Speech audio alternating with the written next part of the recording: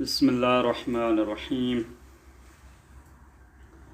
क़ाल अल्लाह तबारक व तआला वक़ाल रब्बुकुम उदऊनी अस्तजिब लकुम इन्नल्लज़ीना यस्तकबिरूना अन इबादती सयदखुलून जहन्नम दाखिरीन। तुम्हारा रब ने आपसे कहा है कि आप मुझे पुकारें। उदऊनी, आप मुझे पुकारें, मैं तुम्हारी दुआओं को मुस्तजाब करता हूँ। आप मुझे पुकारें, मैं तुम्हारी दुआओं को मुस्तजाब करूँगा। और वो लोग जो मेरी इबादत इस्तिकबार करते हैं, मीनी इसका मतलब मेरी इबादत से कतराते हैं, मेरी इबादत करने से एराज़ करते हैं, सरकशी करते हैं, तो खुदावंद करीम फरमाते हैं इन लोगों को जो है जहन्नम में ज़िल्लत और खारी के साथ डाला जाएगा।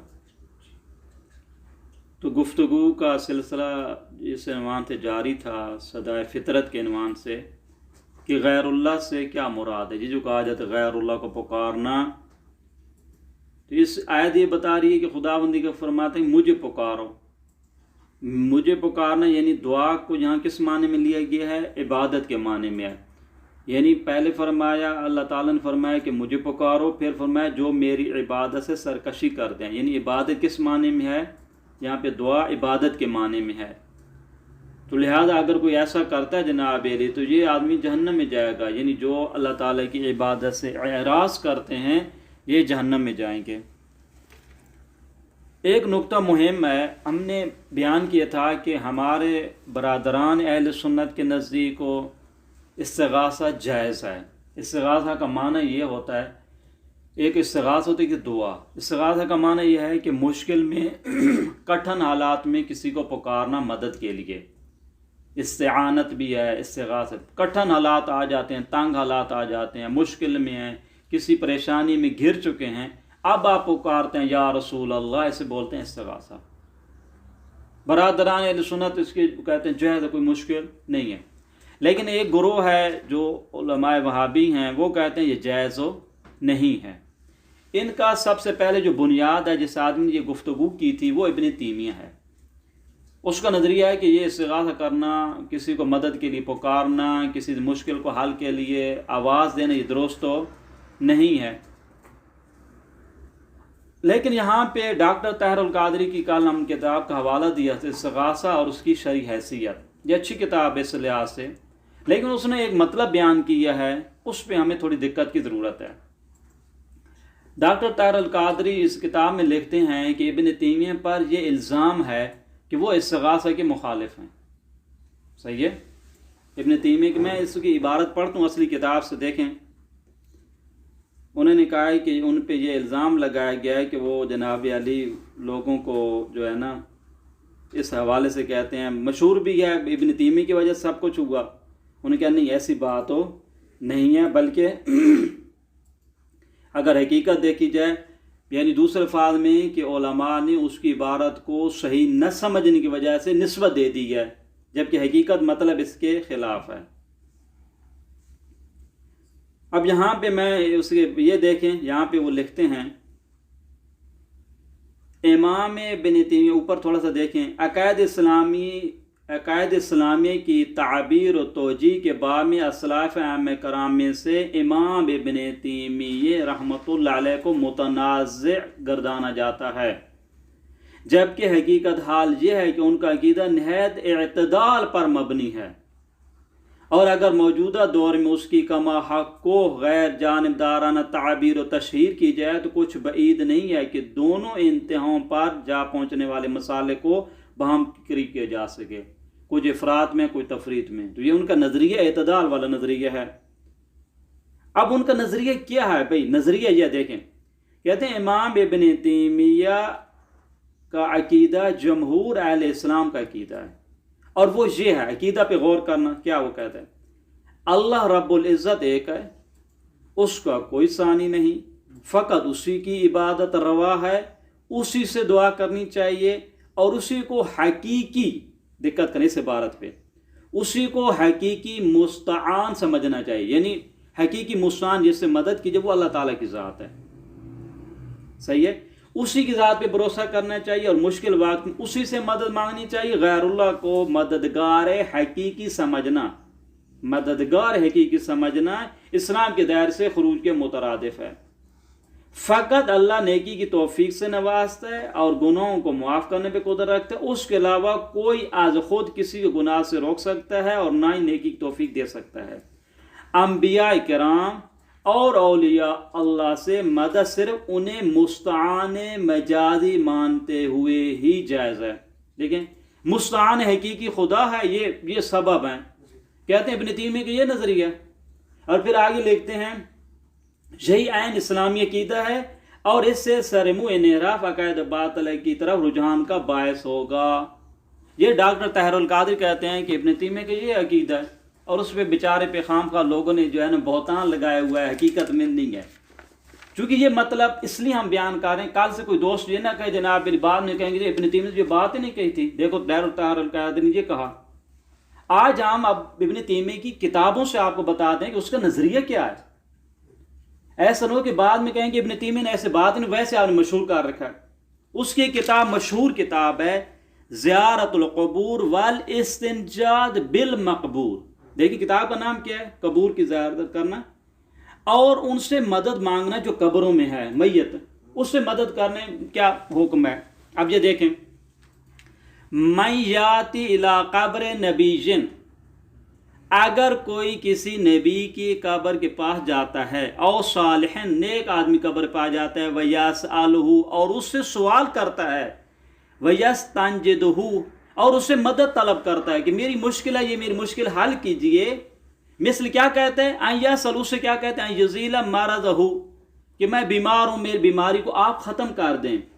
یہ جناب میری سواری خراب ہو گئی ہے، مریض ہو گئی، اس زمانے میں گھوڑا تھا اس کو ٹھیک کر دیں.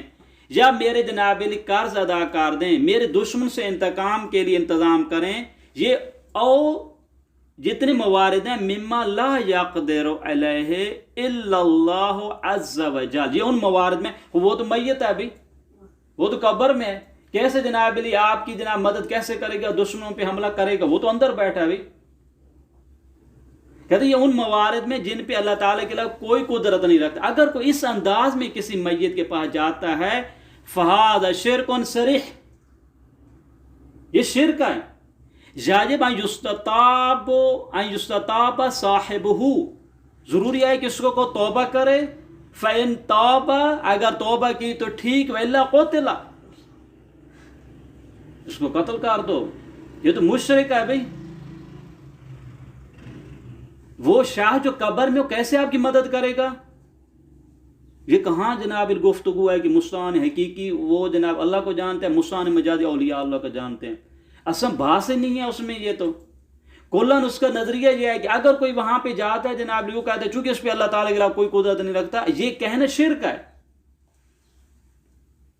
اور بہت سارے لوگ جناب مشرک اس قسم کے وہ کہتے ہیں جناب واسطے کے کہنا ہے. یہ عبارت تھی زیارت القبور والاستنجاد بالمقبور صفحہ نمبر 18 میں. یہ چھوٹی سی کتاب ہے، اس میں یہ تھی. اب آ جائیں ان کی دوسری کتاب سے. مجموع الفتاوی ان کی بہترین کتاب ہے. اس میں یہ کیا کہتا ہے دیکھو، فرماتے ہیں ان یدعو غیر اللہ، اگر کوئی اللہ کے علاوہ کسی کو پکارتا ہے، وہو میت او غائب، مر چکا ہے، غائب ہے، سواء کان من الانبیاء والصالحین او غیرہم، انبیاء میں سے ہو، صالح جو بھی ہو، کسی کو پکارنا مرنے کے بعد یہ غائب ہے، یہ کیا کہے، یا سیدی فلان اغثنی، میری مدد کو پہنچیے، آپ میری مدد فرمائیے میرے دشمنوں پر. اگر کوئی اس قسم کی تعبیر کہتے ہیں فَهَذَا هُوَ الشِّرْكُ بِاللَّهِ، شرک باللہ ہے، یہ مشرک ہے. یا اگر یہ پہلی تعبیر تھی. دوسری تعبیر میں میت اور غائب سے کیا کہتے ہیں، انبیاء میں سے کسی فوج اس کا کہتے ہیں، آپ ان سے یہ کہتے ہیں یا نبی اللہ آپ ہمارے لیے دعا کیجئے. پہلے میں کیا کہا تھا، آپ مدد کیجئے. دوسرے میں کہتے ہیں آپ بارگاہ الہی میں ہمارے لیے دعا کریں. کہتے ہیں یہ بھی اصلا کوئی عالم اس کے جائز نہ ہونے پہ شک نہیں کرتا، یہ بھی جائز نہیں ہے. فقط ان سے دعا کے لیے بھی کہنا یہ بھی جائز ہو نہیں ہے. کہتے ہیں یہ ان بدعتوں میں سے ہے جو ہمارے بزرگان میں کسی نے بھی ایسا کام نہیں کیا. اگلی تعبیر دیکھیں، یہ مجموع فتاوی تھا، جلد نمبر 1 صفحہ نمبر 350 سے لے کر 356 تک یہ عبارت ہے۔ آگے لکھتے ہیں کہ تمام مسلمانوں کا اتفاق ہے، یہ اس سے مسلمان کون سے مسلمان مراد ہیں ہم نہیں جانتے ہیں۔ ابن تیمیہ لکھتا ہے جناب علی تمام مسلمانوں کے اتفاق کس بات پر کہ ان العبد لا یجوز لہ، اس کے لیے جائز نہیں کہ وہ عبادت کرے اور پکارے اور استغاثہ کرے اور توکل کرے الا علی اللہ۔ یہ ٹھیک ہے، ہم بھی کہتے ہیں کہ جناب علی اللہ تعالیٰ کے علاوہ کسی کی عبادت نہیں کرنی چاہیے، ہم بھی مانتے ہیں۔ فرماتے ہیں مثلا اگر کوئی عبد ملکن مقربان، اگر کسی ملک یعنی فرشتے مقرب کی عبادت کرتا ہے یا نبی مرسل کی عبادت کرتا ہے، جو اسے پکارتا ہے، جو اس سے استغاثہ کرتا ہے، فهو مشرک فلا یجوز عند احد من المسلمین، مسلمان میں سے کسی ایک کے لیے بھی جائز نہیں کیا کہے یا جبرائیل یا میکائیل یا ابراہیم یا موسیٰ یا رسول اللہ اغفر لی ارحمنی وارزقنی انصرنی اغثنی، آپ کو کہے کہ یا رسول اللہ آپ میری مدد کیجئے، او اجرنی من عدوی، میں دشمن سے میں پناہ مانگتا ہوں، آپ میری مدد مجھ پناہ میں لیجئے۔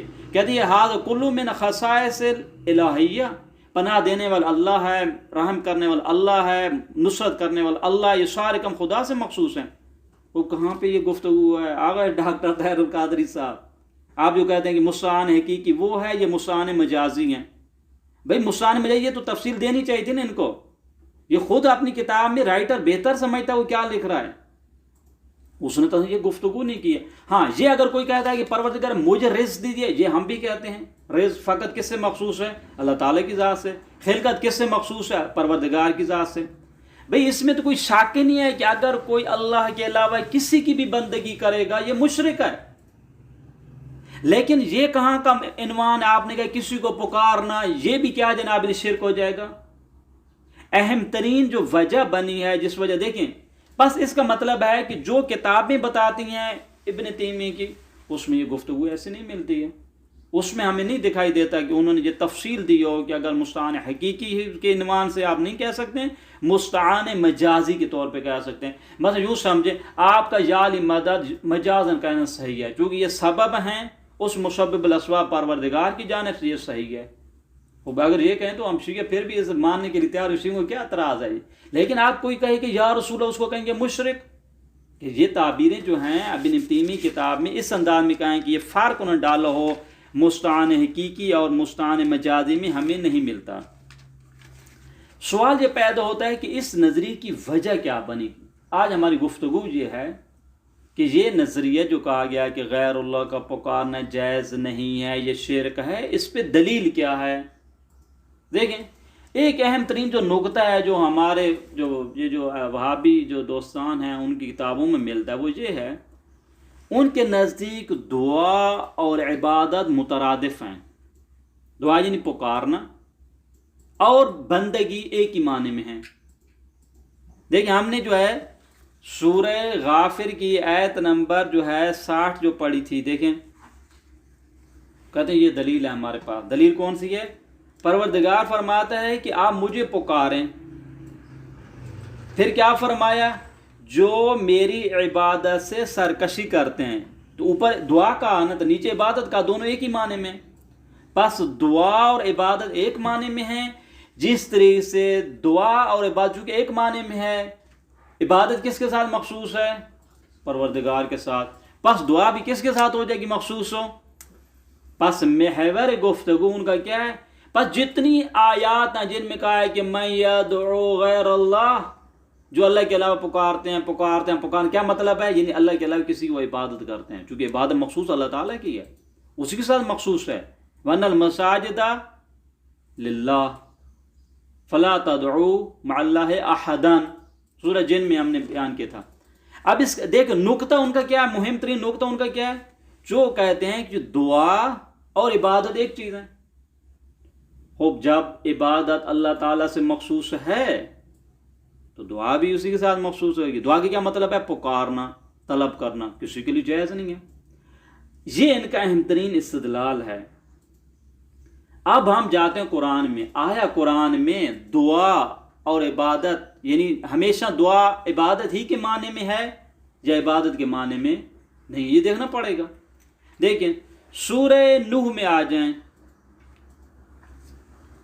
29 پارہ، وہاں پہ کیا جناب علی، حضرت نوح علیہ السلام خدا کی بارگاہ میں آتے، قال رب انی دعوتو، وہی دعا والا مادہ ہے، پکارنا ہے نا، میں نے اپنی قوم کو پکارا لیلاً و نہاراً، دن و رات، فلم یزدہم دعائی الا فرارا، میری اس پکار سے سوائے ان کے فرار کرنے نے اور کسی چیز کا اضافہ، میں پکارتا رہا وہ بھاگتے رہے۔ دیکھیں یہ جو کہہ رہا نوح علیہ السلام میں نے پکارا، دعوتو کیا مطلب، عبادت کی ہے